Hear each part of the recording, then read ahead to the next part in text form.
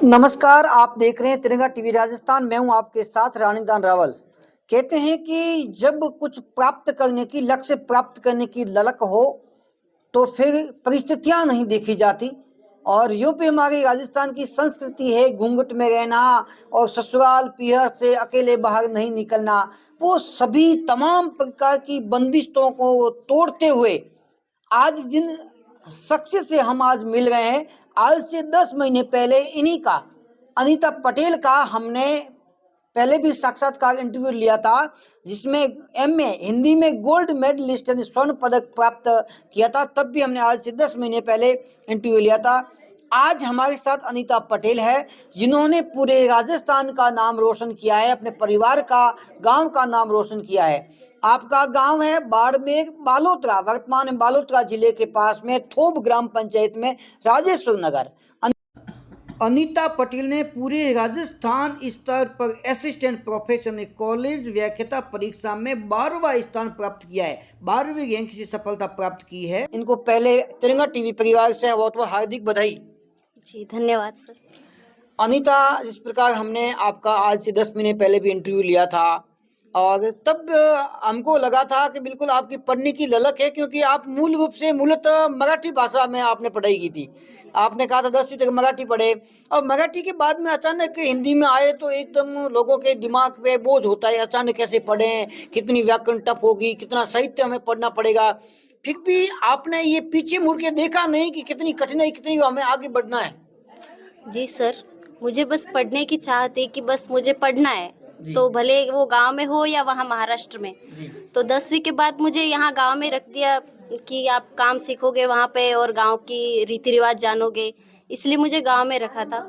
फिर मैंने यहाँ पे मेरा संयोग से रेवाड़ा में 12वीं की स्कूल हो गई और मैंने यहाँ से 12वीं की। तो जब 11th में मैं आई मुझे साइंस लेनी थी, लेकिन फिर यहाँ पे और कोई मुझे ऑप्शन था नहीं, तो फिर मैंने आर्ट्स ही ली और जो पढ़ाई मुझे यहाँ पे आगे मिली उसी तरह से मैंने बस पढ़ना शुरू कर दिया कि बस मुझे पढ़ना है, तो चाहे वो हिंदी हो या मराठी हो, कॉम्प्रोमाइज़ करना और उसी में मैं अपना बेस्ट देना चाहती थी। तो फिर मैंने वहीं से शुरू किया और हिंदी को अपनी ज़रूरत और सब समझा कि अब जो है यही है, और उसी में मैंने अपना सबसे सर्वश्रेष्ठ दिया। अनीता, इससे पहले आपने कोई स्कूल अध्यापक के बारे में की परीक्षा दी थी? First grade, second grade, third grade, इसकी कोई तैयारी की कभी? नहीं सर, मैंने सीधा बस यही की थी, असिस्टेंट प्रोफेसर की तैयारी। ये पहली बार है कि दूसरी बार? पहला ही प्रयास। पहले प्रयास में। इससे पहले विद्यालय स्तर में स्कूल अध्यापक टीचर की कोई भर्ती परीक्षा नहीं दी, थर्ड ग्रेड, सेकंड ग्रेड या फर्स्ट ग्रेड नहीं दी, सीधा कॉलेज लेक्चरर के रूप में आपने दी। हिंदी में कहते हैं अनीता कि लक्ष्य न ओझल होने पाए, कदम मिलाकर चल, कामयाबी तेरे कदम चूमेगी आज नहीं तो कल। जी।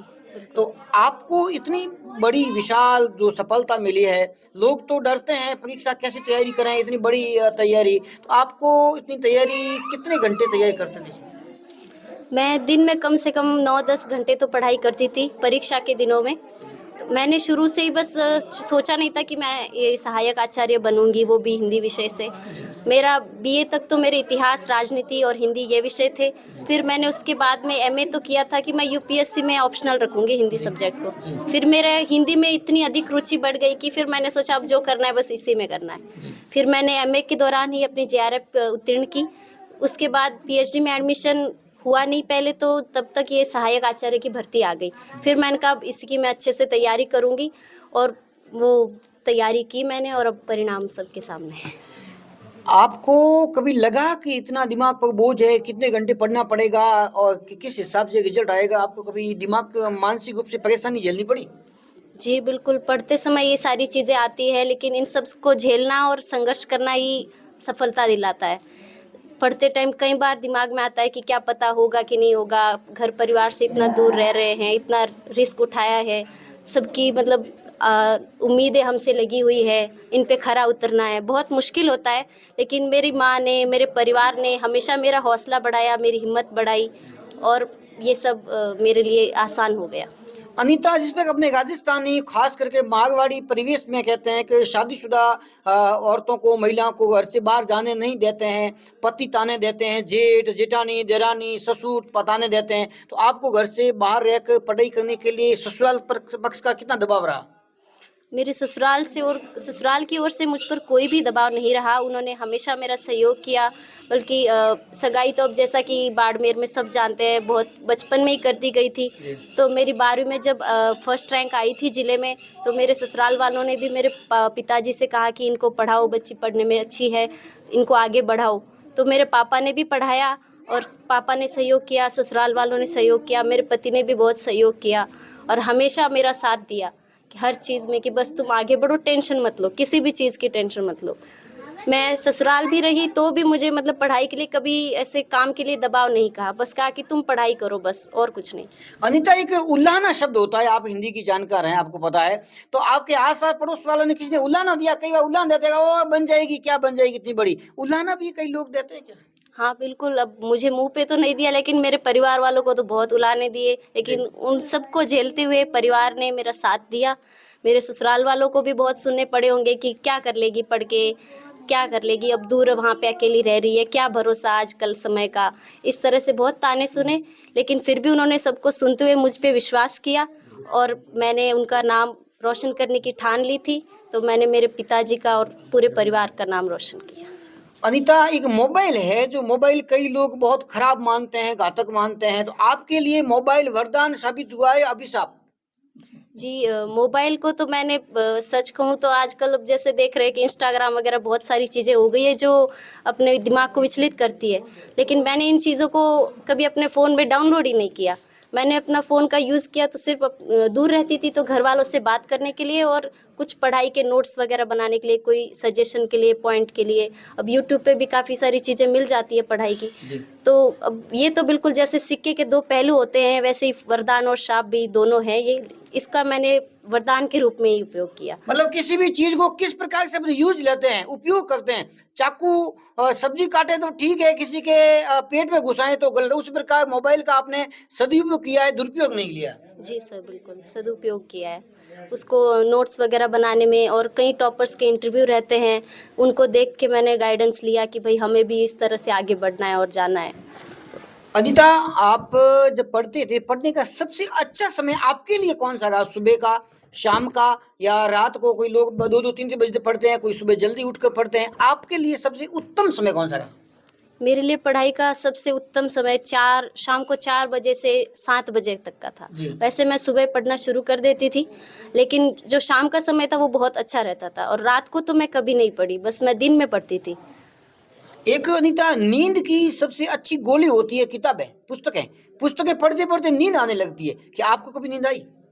जी, दोपहर में कभी कभार आती थी, लेकिन बस वो समय फिक्स कर रखा था कि इस समय उठना है, इस समय सोना है, तो बस मैंने अपने पूरे टाइम टेबल के हिसाब से तैयारी की थी। आपने ये कॉलेज व्याख्याता बनने के लिए कब से दिमाग में ठान लिया कि मुझे केवल कॉलेज में ही अध्यापक बनना है? ये कब से ठान लिया था?